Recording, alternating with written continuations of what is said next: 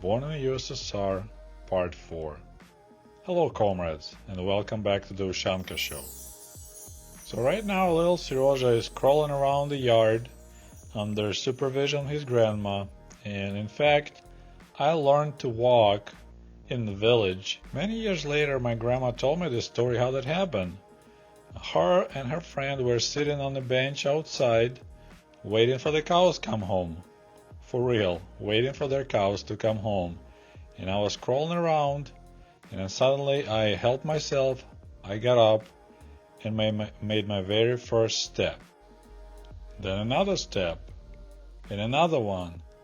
When my grandma saw that, she quickly got up, ran in the house, grabbed the knife, came back, and carefully moved the knife between my legs, cutting the imaginary ropes that were keeping my legs from walking. That's how the old-timers, old people, were helping little kids start walking, by catching that very first step and cutting those imaginary ropes. And since then, I started walking and running around the yard. But let's pause for a minute and step back and take a look, trying to understand why my mother, as well as my father, as well as many other young people, in fact millions of young people, were leaving the villages behind, moving to the big cities.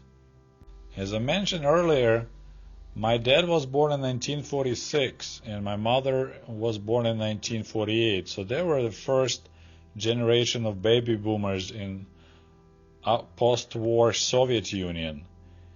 And at that time, peasants had a really tough life in the Soviet Union. They had no passports, they had no vacations, no pensions. Government taxed them really heavily, extracting food and money. For example, if you had a cow, you were supposed to give the government around 200 liters of milk per year, free of charge. If you had a pig, you're also supposed to contribute around 40 kilograms of meat per year. Now, peasants or collective farm workers at that time, because everyone had to work at the collective farm, kolkhoz, they weren't being paid with money, they were paid with produce like fruits, vegetables, potatoes, and those payments were also taxed.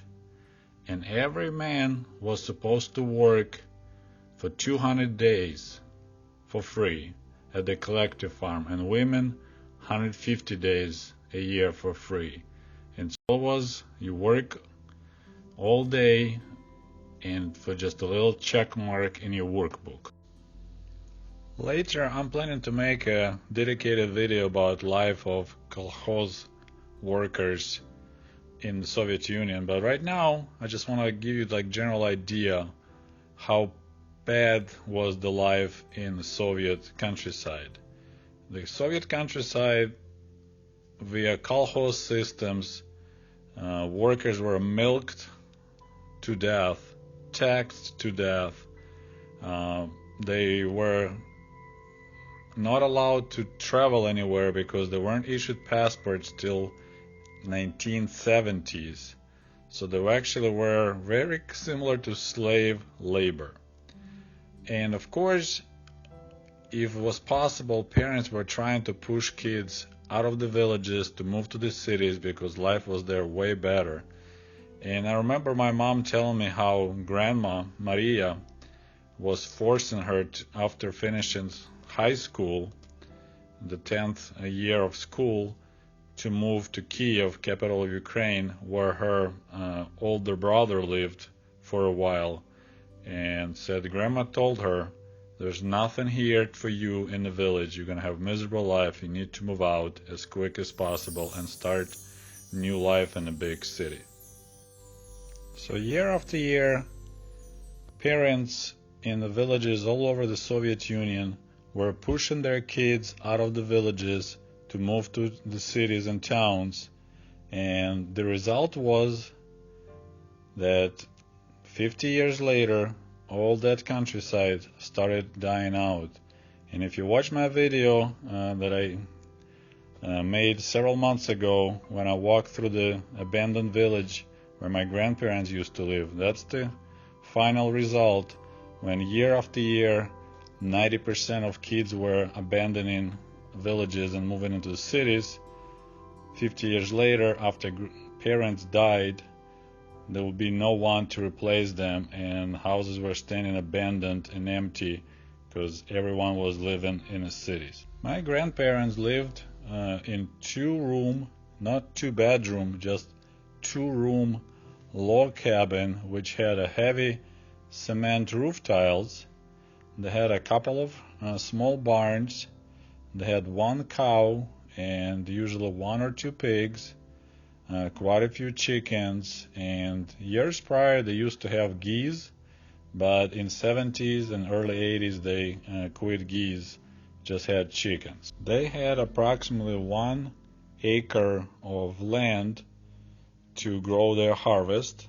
It was like their private lot, but it was still owned by the government, and that's the size of the lot that was allowed for kolkhoznik worker to own and grow their things. And anything you grow on it was taxed. For example, if you had an apple tree or cherry tree, you were supposed to pay some money to have a tree on your land. So sometimes people weren't planting anything like tree-wise because it was expensive to have.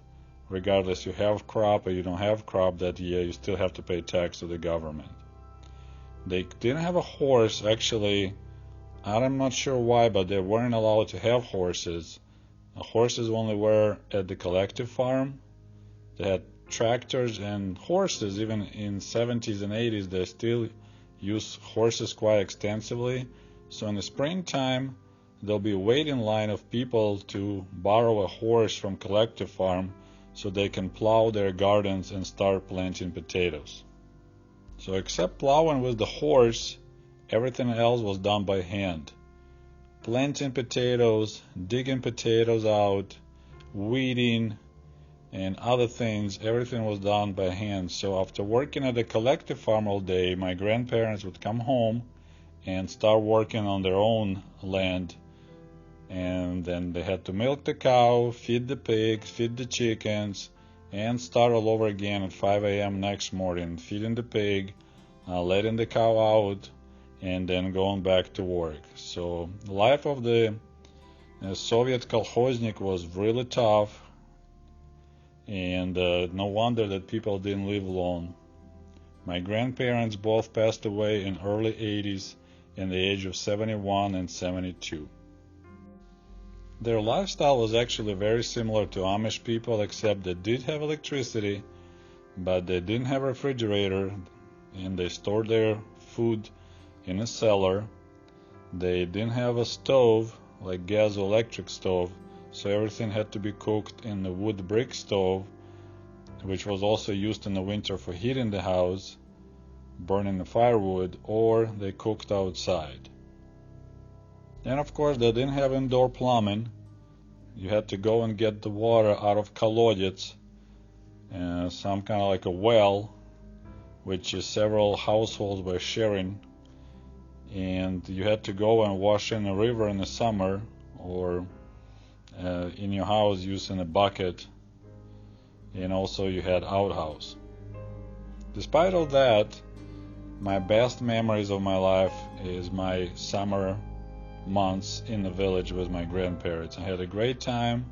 I had a lot of friends, kids who also were coming from cities to stay with grandparents for the summer. And the location of the village was really nice. We had a river close by and a forest, so we can go mushroom hunting in the summer, fishing and swimming. So we had a lot of fun being kids over there.